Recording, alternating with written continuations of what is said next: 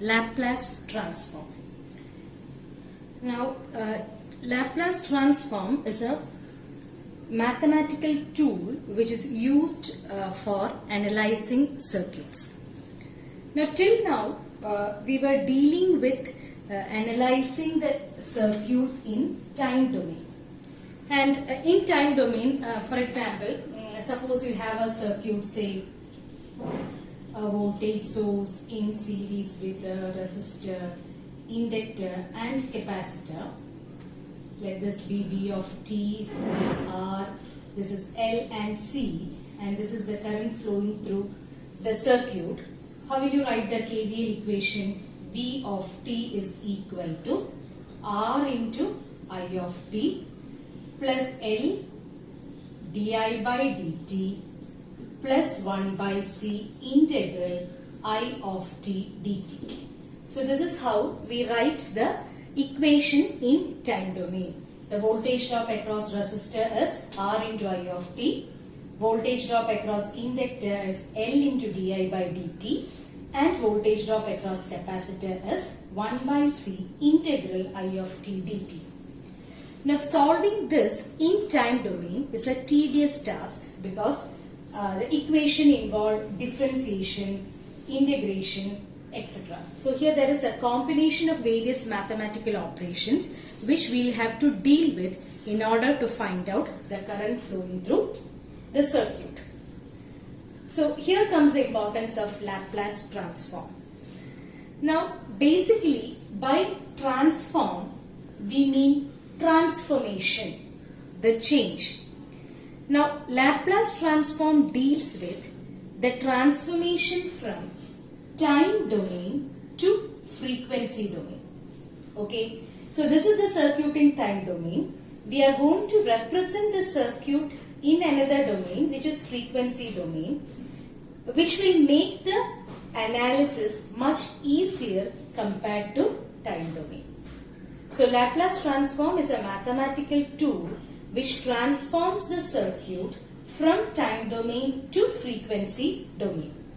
And here in Laplace transform, this frequency domain representation is written by S, where S is basically a complex frequency. S is equal to sigma plus j omega. So S is a complex frequency, a frequency having both real part as well as imaginary part. And Laplace transform will convert the circuit from time domain to frequency domain, and S is complex frequency. Okay. Now before going to see in detail how a Laplace transform can be applied to electrical circuits and how much easier the analysis become when compared to time domain analysis, we'll quickly go through the details of Laplace transform which you all have already studied. So we'll start with the review of Laplace transform and then come to our original topic, which is analysis of electrical circuits using Laplace transform. Review of Laplace transform. So Laplace transform you have already learned. We'll just brush it up. So suppose you have a function x of t in time domain. X of t is a function in time domain. Here in network it can be either v of t or I of t. Any variable which varies with time, that is x of t. So Laplace transform of x of t is represented by capital X of s. So this is a notation used for Laplace transform. And what is x of s? X of s equal to integral minus infinity to infinity x of t into e raised to minus st dt. This is the definition of Laplace transform. X of s equal to integral minus infinity to infinity x of t e raised to minus st dt, where s is the complex frequency. Now, if it is unilateral Laplace transform, unilateral means you take only the positive side, then it is x of s equal to integral 0 to infinity x of t e raised to minus st. So this is how you define Laplace transform. Now we'll see certain standard results which we'll have to use it. So before that, let's see some of the basic functions. Okay. So we'll see certain basic functions which we may require. Standard functions.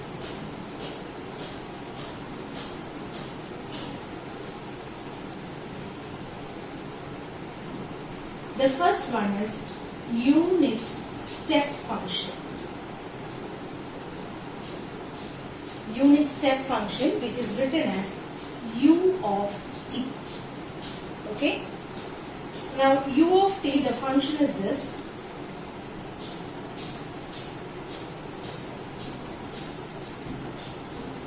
This is u of t with respect to time. That is, u of t is equal to 1 for t greater than 0 and equal to 0 for t less than 0. That is, the function has the value 1 for positive time and it is 0 for negative time. Now this function is of importance in case of circuits. Now suppose I am drawing a circuit, say this is v of t.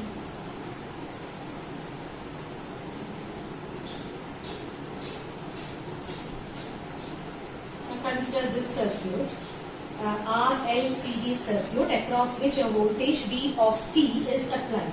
Okay, this is V of t. V of t is applied. And what is this? This is called a switch. Now this means I have drawn the arrow in the clockwise direction, that is in the closing position. Here this means the switch will be closed at t equal to 0, or the switch was open until t equal to 0 and you close the switch at t equal to 0. So this circuit will become active only for positive time, only for t greater than 0. Before t equal to 0, V of t is not connected to R and L. That means the circuit is open, there is no current flowing through it. But when the switch is closed at t equal to 0, V of t gets connected with these two R and L and a current I of t will flow through this. Now this same circuit can be represented in another way using this function. How is that? See, here I have drawn the circuit. By removing this switch, I have connected it directly to this R and L. Now if I am drawing this, what does this mean? This source is connected to R and L for all time. But is that true? No. We are connecting this R and L to V of t only for t greater than 0. Right? So, I am going to write this as V, this source as, I am going to represent this source as V of t into u of t. What does that mean? Now what is u of t? U of t value is 1 for t greater than 0 and is 0 for t less than 0. So when I multiply V of t with u of t, what does that mean? What does that mean? This is equal to, that is V of t into u of t is equal to, the value will be equal to V of t into 1 for t greater than 0 and will be equal to V of t into 0 for t less than 0. Right? That means for t greater than 0, this is equal to V of t, and for t less than 0, it is equal to 0. V of t into 0 is 0. That means this source will be connected to, or this source will have a value equal to V of t only for t greater than 0. and for all values of t less than 0, the value will be 0. That is same as this case, right?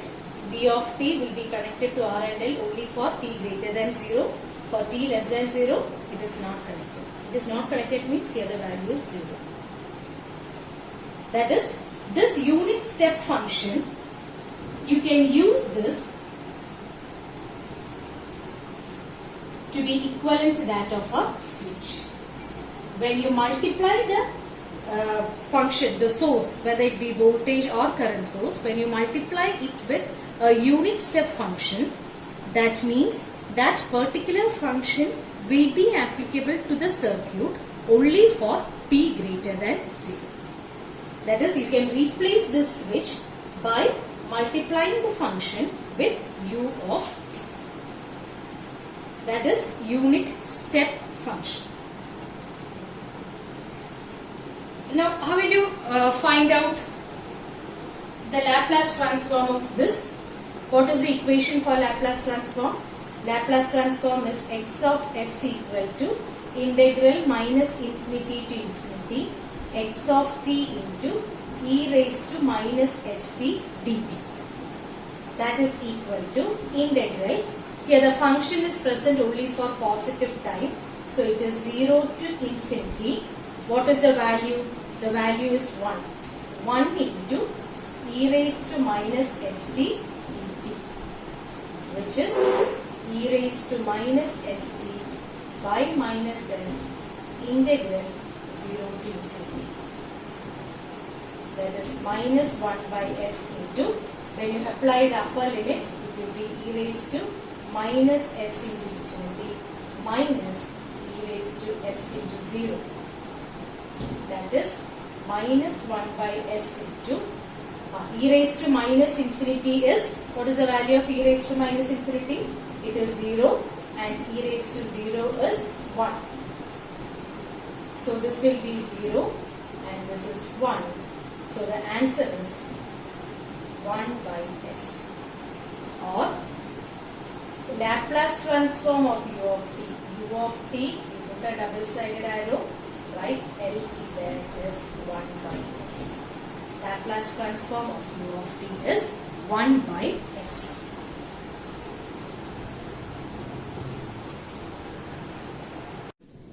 So next function is unit impulse function delta of t. And the function is defined like this: delta of t is equal to 1 for t equal to 0 and equal to 0 for t not equal to 0. This is the function. Now if I am plotting it, it will be delta of t, the value will be 1 for t equal to 0, and for all other values the value will be 0. This is unit impulse function. Now we will find out the Laplace transform of this. X of s, the basic equation is x of s equal to integral minus infinity to infinity x of t into e raised to minus st dt. Now this is equal to integral minus infinity to infinity x of t, here the function here is delta of t. So delta of t into e raised to minus st dt. Now to find out this, you have to apply a property. The property is this: integral minus infinity to infinity x of t into delta of t dt is equal to 1. So this is the property which you have to apply. Now when you compare these two, this equation with this property, we see that x of t here is, x of t, this is not 1, the property is x of 0. Okay, so when you compare these two, we will see that x of t here is e raised to minus st. So what should be the answer? It should be x of 0. So the answer should be, this should be equal to x of t here is e raised to minus st. So the answer should be x of 0. That means it should be e raised to 0, which is 1. That is, Laplace transform of delta of t Laplace transform is 1.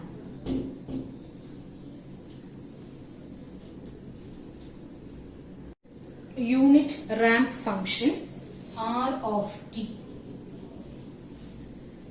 We can write it as r of t. The function is defined as r of t equal to t for t greater than or equal to 0 and equal to 0 for t less than 0. That is, if you are plotting this, it will be a linear function with a slope equal to 1. So this is unit ramp function. Now we can find the Laplace transform. X of s equal to, since the function is present only for positive time, we can write integral 0 to infinity x of t into e raised to minus st dt, which is 0 to infinity x of t is t into e raised to minus st dt. Now this is equal to t into e raised to minus st by minus s minus integral e raised to minus st by minus st into 1. 0 to infinity, or this can be written as t into e raised to minus st by minus s plus 1 by s into e raised to minus st by minus s. Okay. E raised to minus infinity is 0 and e raised to 0 is 1. Applying the limits, we will get the answer as 1 by s square. Or Laplace transform of r of t is equal to Laplace transform of r of t equal to 1 by s square.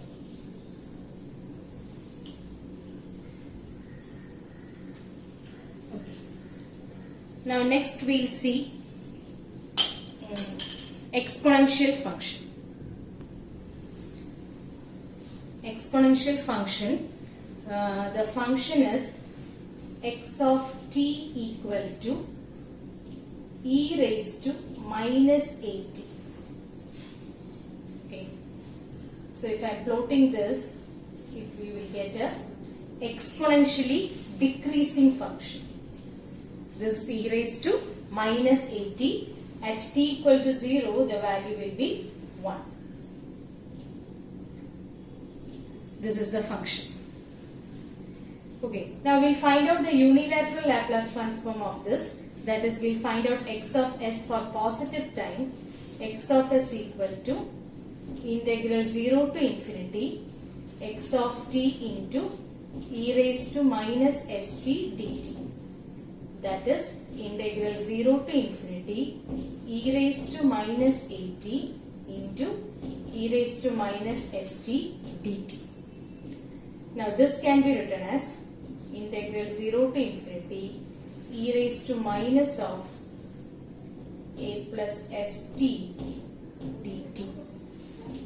Or this, when integrating, this is equal to e raised to minus of s plus at by minus of s plus a limit 0 to infinity. That is equal to 1 by minus s plus a into upper limit infinity e raised to minus infinity is 0 minus e raised to 0 is 1, or we get it as 1 by s plus a. That is Laplace transform of e raised to minus at u of t. Laplace transform of e raised to minus at into u of t is 1 by s plus a. Now why did I write it as e raised to minus at into u of t instead of writing as e raised to minus at? Here we have taken only from 0 to infinity.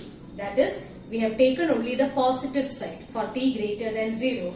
Hence we can write it as e raised to minus at into u of t is Laplace transform as 1 by s plus a. Next is sinusoidal function. The function can be written as x of t equal to sine omega naught t. Now let's take for only positive side. Original sine function is from minus infinity to infinity. Here we are considering only the positive side. So what will be the Laplace transform? It will be integral minus infinity to infinity x of t into e raised to minus st dt. Here we will take the positive side only. So it will be 0 to infinity sine omega naught t e raised to minus st dt. Now what is sine theta in terms of exponents? It is e raised to j theta minus e raised to minus j theta by 2j. So here it is sine omega naught t, which can be written as e raised to j omega naught t minus e raised to minus j omega naught t by 2j. We can substitute it here. So 1 by 2j integral 0 to infinity. Instead of sine omega naught t, we can substitute this. So it will be e raised to j omega naught t minus e raised to minus j omega naught t into e raised to minus st dt. Now this can be split into 2. 1 by 2j into integral 0 to infinity e raised to j omega naught t into e raised to minus st dt minus integral 0 to infinity e raised to minus j omega naught t into e raised to minus st dt. Okay. Now let's combine this.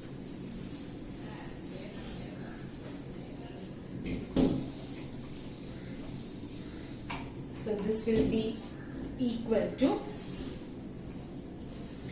1 by 2j into, can combine these two, e raised to minus s plus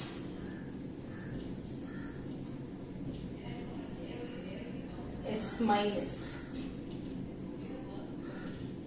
dt. Okay, that is e raised to minus st and e raised to plus j omega naught dt integral 0 to infinity plus integral 0 to infinity. The other term will be e raised to minus of s plus j omega naught t dt. Now this is equal to 1 by 2j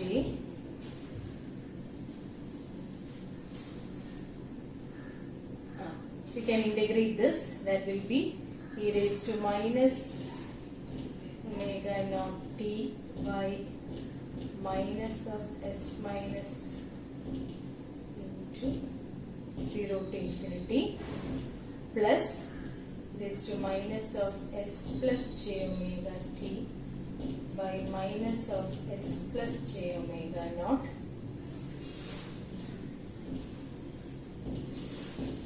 e raised to minus infinity. Now this is equal to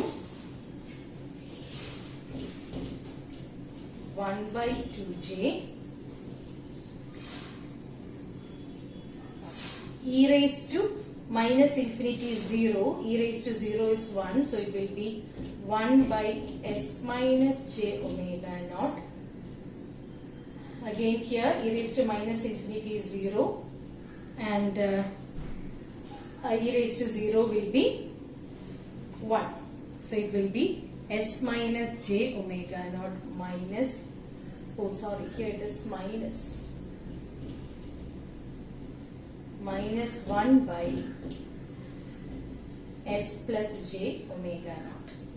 Now we can simplify this further and we'll get it as omega naught by s square plus omega naught square. Okay, that is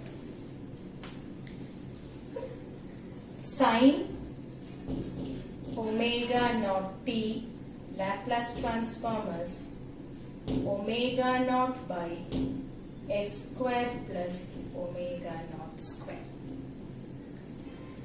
Now the same way we can find out Laplace transform of cos omega naught t also. How?